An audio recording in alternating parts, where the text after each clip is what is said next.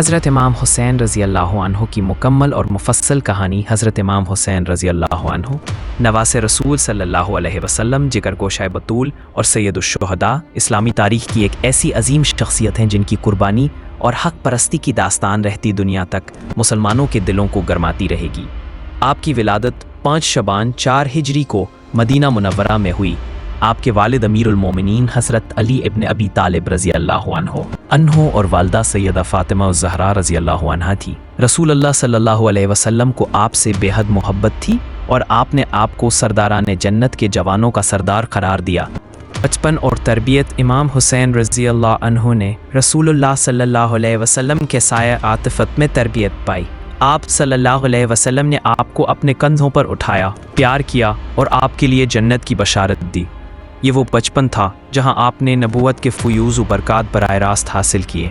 حضرت امام حسین رضی اللہ عنہ نے اپنے نانا رسول اللہ صلی اللہ علیہ وسلم، اپنے والدہ حضرت فاطمہ رضی اللہ عنہا سے دین اسلام کی تعلیمات اور اخلاقی اقدار کو بخوبی سیکھا۔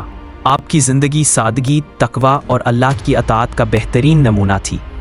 عہد حضرت علی اور حضرت حسن رضی اللہ عنہم۔ اپنے والد حضرت علی رضی اللہ عنہ کے دور خلافت میں حضرت امام حسین رضی اللہ عنہ نے جنگ جمل، جنگ صفین اور جنگ نہروان میں اپنے والد کے ساتھ شریک ہو کر اپنی بہادری اور شجاعت کا لوہا منوایا۔ حضرت علی رضی اللہ عنہ کی شہادت کے بعد جب حضرت امام حسین رضی اللہ عنہ نے امیر معاویہ رضی اللہ عنہ کے حق میں خلافت سے دستبرداری اختیار کی تو امام حسین رضی اللہ عنہ نے بھی اپنے بھائی کے فیصلے کی مکمل تائید کی۔ آپ نے اس معاہدے کی پاسداری کی اور اپنے بھائی کے ساتھ مل کر دین کی خدمت کی اور امت میں اتحاد و اتفاق قائم رکھنے کی کوشش کی۔ یزید کی حکمرانی اور حق کی پکار۔ 60 ہجری میں امیر معاویہ رضی اللہ عنہ کی وفات کے بعد ان کے بیٹے یزید نے اقتدار سنبھالا۔ یزید اپنے اخلاق اور کردار کے لحاظ سے اسلامی ریاست کی قیادت کے لیے ہرگز اہل نہیں تھے۔ اس کی حکمرانی شرعی اصولوں سے ہٹ کر تھی اور وہ اسلامی اقدار کی پامالی کا مرتکب ہو رہا تھا۔ یزید نے تمام مسلمانوں سے اپنی بیعت کا مطالبہ کیا، جن میں حضرت امام حسین رضی اللہ عنہ بھی شامل تھے۔ امام حسین رضی اللہ عنہ جانتے تھے کہ یزید کی بیعت کا مطلب دین اسلام کے بنیادی اصولوں سے سمجھوتا کرنا اور ظلم و جبر کی حکمرانی کو تسلیم کرنا ہے۔ انہوں نے اس بات سے صاف انکار کر دیا کہ وہ کسی ایسے حکمران کی بیعت کریں گے جو حق سے روگردانی کر رہا ہو۔ آپ کا موقف تھا کہ اگر انہوں نے یزید کی بیعت کر لی تو یہ امت کے لیے ایک غلط مثال بنے گی اور لوگ حق و باطل میں تمیز کرنا چھوڑ دیں گے۔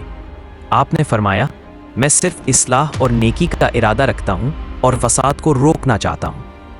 مدینہ سے مکہ کا سفر۔ یزید کی بیعت سے انکار کے بعد مدینہ منورہ میں امام حسین رضی اللہ عنہ کے لیے خطرہ بڑھ گیا۔ آپ نے یہ فیصلہ کیا کہ وہ اپنے خاندان کے ساتھ مدینہ سے مکہ مکرمہ کی طرف ہجرت کرے تاکہ حج کے ایام میں وہاں موجود مسلمانوں سے ملاقات کر سکے اور اپنے موقف کی وضاحت کر سکے۔ مکہ مکرمہ میں بھی آپ کے گرد یزید کے ایجنٹوں کا گھیرا تنگ ہوتا جا رہا تھا اور آپ کو خدشہ تھا کہ یزید حرم کعبہ کی حرمت پامال کرنے سے بھی گریز نہیں کرے گا۔ غیر سے دعوت نامے اور کوفہ کا ارادہ۔ اسی دوران کوفہ سے ہزاروں خطوط امام حسین رضی اللہ عنہ کو موصول ہوئے، جن میں اہل کوفہ نے آپ سے درخواست کی کہ وہ ان کے شہر تشریف لائیں اور ان کی قیادت سنبھالیں۔ اہل کوفہ نے یہ عہد کیا کہ وہ آپ کی مکمل حمایت کریں گے اور آپ کے ساتھ مل کر یزید کے خلاف کھڑے ہوں گے۔ امام حسین رضی اللہ عنہ نے اپنے چچا زاد بھائی مسلم بن عقیل رضی اللہ عنہ کو حالات کا جائزہ لینے کے لیے کوفہ روانہ کیا۔ مسلم بن عقیل رضی اللہ عنہ نے کوفہ پہنچ کر امام حسین رضی اللہ عنہ کو حالات کی سازگاری کی اطلاع دی، لیکن بعد میں حالات بدل گئے اور اہل کوفہ نے اپنی بے وفائی کا مظاہرہ کیا۔ مسلم بن عقیل رضی اللہ عنہ کو کوفہ میں شہید کر دیا گیا۔ کوفہ کی طرف روانگی اور کربلا کا سفر۔ مسلم بن عقیل رضی اللہ عنہ کی شہادت سے پہلے ان کی مثبت رپورٹ ملنے پر امام حسین رضی اللہ عنہ نے اپنے اہل و عیال اور چند وفادار ساتھیوں کے ساتھ کوفہ کا سفر شروع کیا۔ اس قافلے میں آپ کے چھوٹے بچے، خواتین اور بہنیں بھی شامل تھیں۔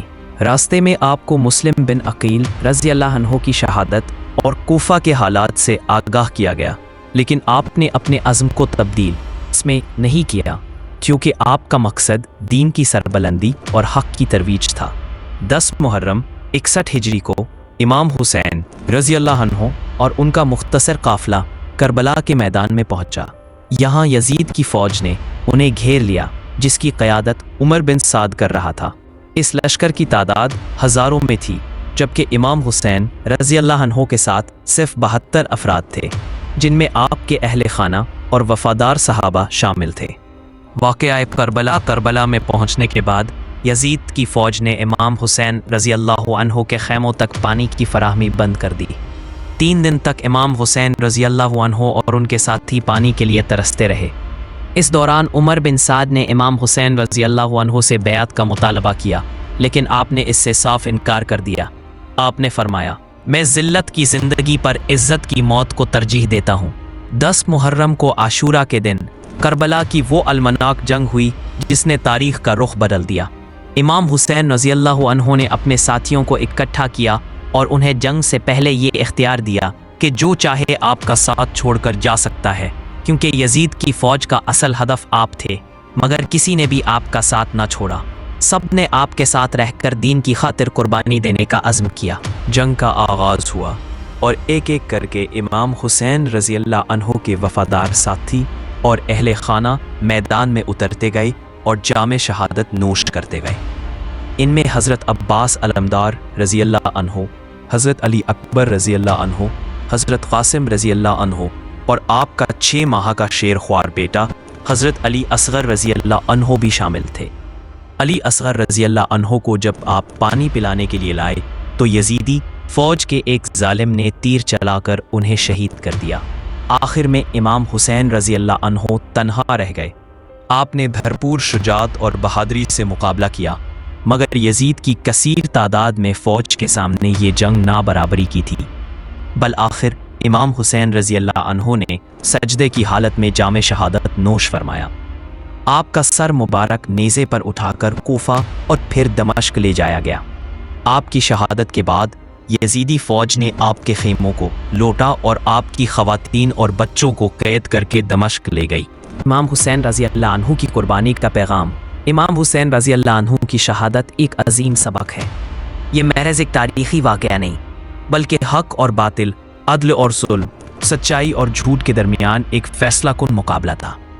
امام حسین رضی اللہ عنہ نے اپنی جان دے کر یہ پیغام دیا کہ جب حکمران دین اسلام کے اصولوں سے ہٹ جائیں اور ظلم و جبر کو اپنا شعار بنا لے تو ایک مومن کے لیے ضروری ہے کہ وہ قدم لے جانا چاہے، حق کا علم بلند کرے، چاہے اس کے لیے اسے اپنی جان کی قربانی ہی کیوں نہ دینی پڑے۔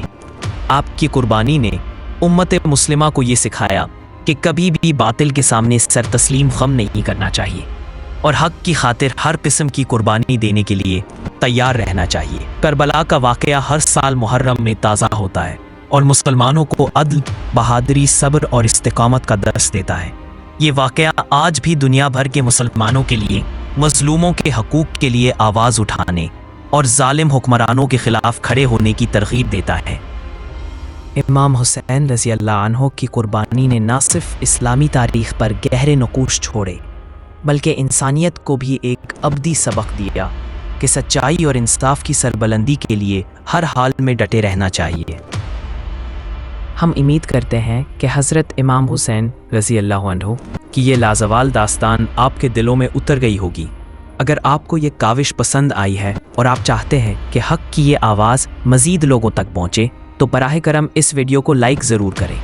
اس عظیم پیغام کو اپنے دوستوں اور پیاروں کے ساتھ شیئر کریں تاکہ ہر کوئی کربلا کے حقیقی مقصد کو سمجھ سکے۔ اور اگر آپ اسلامی تاریخ اور ایسی ایمان افروز کہانیاں مزید دیکھنا چاہتے ہیں تو ہمارے چینل کو سبسکرائب کرنا نہ بھولیں۔ گھنٹی کے آئیکن کو بھی دبائیں تاکہ ہماری ہر نئی ویڈیو آپ تک سب سے پہلے پہنچے۔ آپ کا ساتھ ہمارے لیے انتہائی قیمتی ہے۔